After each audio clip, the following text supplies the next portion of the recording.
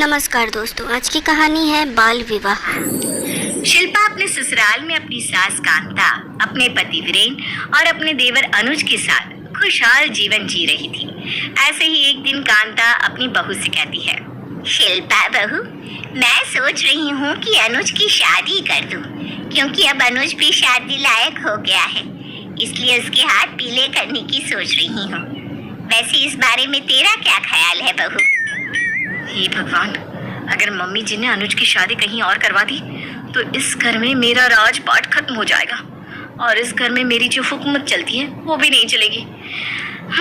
यानी मेरा राज खत्म। शिल्पा, कुछ सोच, तुझे इस घर में अपने पैर पसारे रखना है, इसलिए तो देवर जी की शादी कहीं और होने नहीं दे सकती। लेकिन क्या करूं? आइडिया, क्यों ना मैं अपनी बहन की शादी अपने देवर जी से करवा दूं।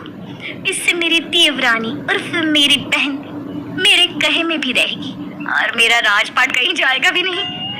क्या सोच रही है बहू? मैं तुझसे बात कर रही हूँ। तेरे देवर की शादी की सोच रही हूँ मैंने तुझसे शादी के बारे में बात क्या करी? तू तो पता नहीं कौन से ख्याली पुलाव पकाने में लग गई। मम्मी जी, आपने तो वही बात कर दी, बगल में छुरा शहर में ढिंढोरा। क्या मतलब ये कि मम्मी जी, मेरी बहन रजनी की शादी मैं अपने देवर जी से करवाना चाहती हूँ। अब आप ही देखिए ना, अब जब मैं इतनी संस्कारी हो सकती हूँ तो भला मेरी बहन क्यों नहीं? मेरी बहन सुंदर होने के साथ साथ गुणी भी है। हाँ, उसको कुछ काम नहीं आता, लेकिन कोई बात नहीं, मैं उसे सब सिखा दूंगी। आप बस हाँ करिए। वैसे शिल्पा सही बोल रही है, इसकी बहन रजनी है तो सुंदर। खैर, मुझे क्या, घर में अच्छी बहू आ जाए, मुझे और क्या चाहिए। हाँ बहू, वैसे तेरा आइडिया खराब नहीं है। ठीक है मम्मी जी, मैं देवर जी की बात कल ही अपने मम्मी पापा से करती हूँ और आप देखना, मेरे मम्मी पापा मेरी बात को नहीं टालेंगे। अब क्या था, अगले ही दिन शिल्पा अपने मम्मी पापा के पास जाती है और रजनी की शादी की बात करती है। उसकी शादी की बात सुनते ही उसके पिता कहते हैं, शिल्पा बेटा, अभी हमारी रजनी बहुत छोटी है। तू तो जानती है ना कि हमारी रजनी अभी 8वीं कक्षा में है, वो अभी खुद बच्ची है। हम उसकी शादी कैसे करें? अभी वो खुद को संभाल नहीं पाती, घर गृहस्थी क्या संभालेगी? पापा, मैं हूँ ना रजनी का ख्याल रखने के लिए। और अब जब आपकी बेटी उसकी ससुराल में उसकी जेठानी बनकर रहेगी तो इसमें खराबी क्या है? शिल्पा के बार बार बोलने पर और घर परिवार अच्छा देखने पर शिल्पा के पिता शादी के लिए राजी हो जाते हैं और बेचारी रजनी का बाल विवाह कर दिया जाता है। शादी के कुछ ही दिनों बाद रजनी के ऊपर ससुराल की सारी जिम्मेदारियां आ जाती है और ऐसे ही एक दिन, रजनी बहू, कहाँ रह गई? तुझे समय नहीं दिखाई दे रहा क्या? सुबह के 6 बज गए हैं। अरे, घर की औरतों को तो सुबह 4 बजे उठकर घर का काम कर लेना चाहिए। अरे ये महारानी है, 6 बज गए लेकिन अभी तक इसकी आंख नहीं खुली। अपनी सास की आवाज सुनकर रजनी जल्दी से बाहर आती है। मम्मी जी, माफ कर दो, आज थोड़ा लेट हो गया उठने में, कल से ऐसा नहीं होगा। हाँ, मैं जानती हूँ कल से ऐसा नहीं होगा, लेकिन क्या पता तुझसे आने वाले कल में भी दूसरी कोई गलती हो जाए, इसलिए सजा के तौर पर तुझे आज खाना नहीं मिलेगा, समझी? रजनी कुछ बोल पाती कि तभी कांता उसको वहां से भगा देती है, जिसके बाद बेचारी पूरा दिन भूखी रहती है, लेकिन उसके ऊपर कोई भी तरस नहीं खाता। ऐसे ही कुछ दिन बीत जाते हैं और हर छोटी गलती पर कांता रजनी को बड़ी सजा दिया करती। एक दिन रजनी से खाना जल जाता है और कांता चिल्लाते हुए किचन में आती है, जहां वो देखती है कि खाना जलने के साथ रजनी का हाथ भी जला हुआ है। लेकिन कांता को रजनी पर बिल्कुल भी तरस नहीं आता और कांता इतनी छोटी सी गलती की सजा भी रजनी को देती है। राम राम राम, सारा खाना जला दिया। शिल्पा बहू, ओ शिल्पा बहू। क्यों मम्मी जी, आप इस तरह से चिल्ला क्यों रही हैं? देखो, तुम्हारी बहन ने खाने को जला दिया। अब हम आज रात को खाना क्या खाएंगे? पता नहीं कैसी बहन है तुम्हारी, और न जाने हमारी ऐसी कौन सी मत मारी गई थी जो हमने इस नाश पीटी को अपने घर की बहू बना लिया। हर समय सत्यानाश करती रहती है। माफ करना मम्मी जी, मैं रजनी को समझा दूंगी कैसे क्या चीज बनानी होती है। अरे तू तो तब समझाएगी ना जब ये काल कोठरी से बाहर आएगी। क्या मतलब मम्मी जी? मतलब ये कि इसकी वजह से हम लोग आज भूखे हैं और इसकी सजा इसे मिलेगी। ये गलती दोबारा ना हो इसलिए इसको सबक तो सीखना ही पड़ेगा ना।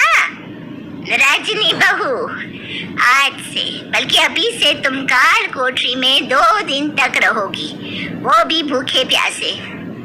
रजनी की आंखों से टपा आंसू गिर रहे थे और जैसे ही कांता वहां से जाती है वैसे ही रजनी अपना हाथ दिखाते हुए अपनी बहन को कुछ बोलती है। तभी शिल्पा उसके ऊपर चिल्लाते हुए उसे कहती है, तूने तो हद कर दी। अरे थोड़ा तो ध्यान रख, हर समय कोई ना कोई गलती करती ही रहती है। अब भुगत अपनी गलती की सजा। पर दीदी, मेरा हाथ जल गया है। मुझे ना ये रोने का ड्रामा मत दिखा, समझी? अब भुगत अपनी सजा। जब देखो तब दिमाग खराब करती रहती है। तेरी वजह से मुझे भी मम्मी जी की डांट सुननी पड़ती है।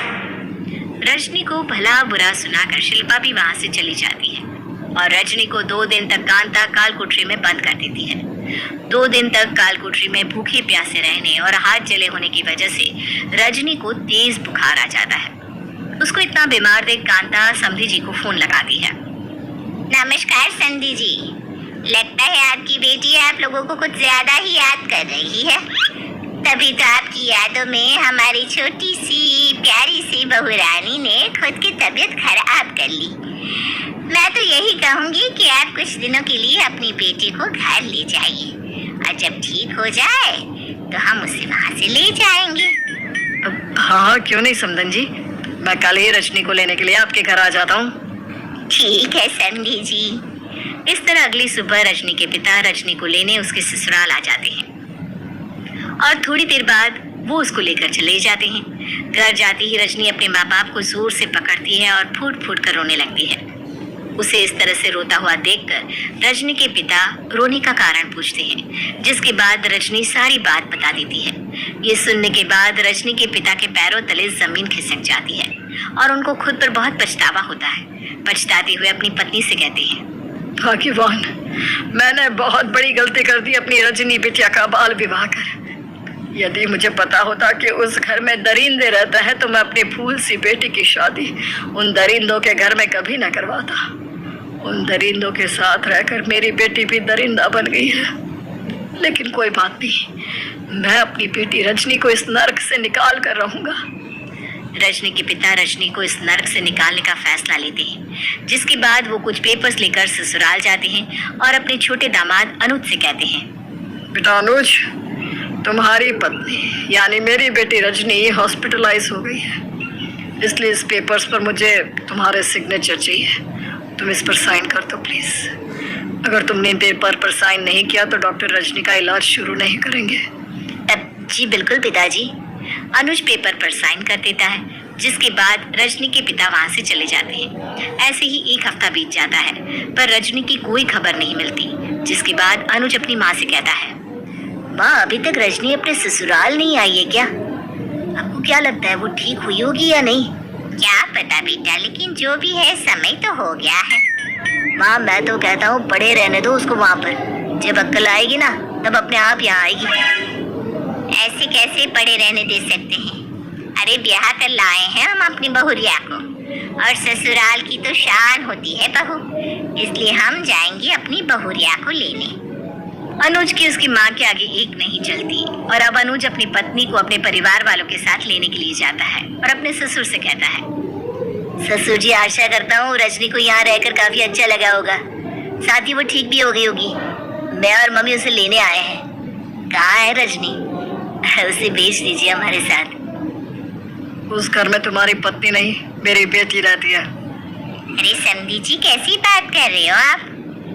हम कहाँ बोले कि वो आपकी बेटी नहीं है, लेकिन समधी जी, ब्याह के बाद लड़की का घर उसका ससुराल ही होता है, इसलिए उसे उसके ससुराल भेज दीजिए। समधन जी, मैंने कहा ना, अब वो ना तो आपकी बेटी की पत्नी है ना ही आपके घर की बहू। हाँ, मैं जानता हूँ तुम्हें मेरी इस बात से बड़ा ही झटका लगा होगा, लेकिन याद करो, जब मैं तुमसे तुम्हारे घर साइन के लिए आया था वो कोई हॉस्पिटल के पेपर्स नहीं थे, बल्कि डिवोर्स पेपर्स थे।